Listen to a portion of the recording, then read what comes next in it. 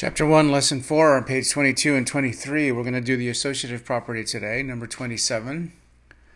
Y plus 3 divided by 2y, and they want to evaluate that for y is equal to 5. Wherever there's a y, we're going to substitute a 5. So let's get started. We have 5 plus 3 divided by 2 times 5.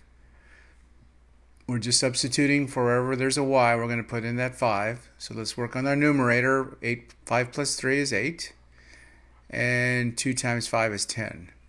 Remember, in algebra, we always want to simplify. 2 goes into 8 4 times. 2 goes into 10 5 times.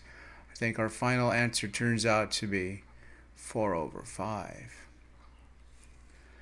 Chapter 1, Lesson 4, number 23 says let's use the associative and the commutative property to come up with some solutions or some equivalent expressions.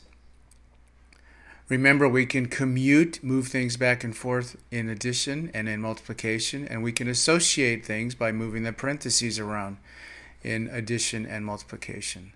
So one equivalent example might be just put the 3 in the front. 3 plus 7 times m times n.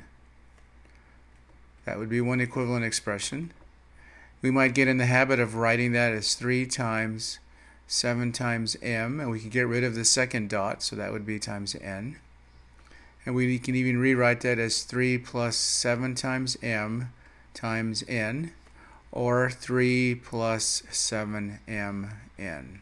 So this first one would be a good equivalent expression.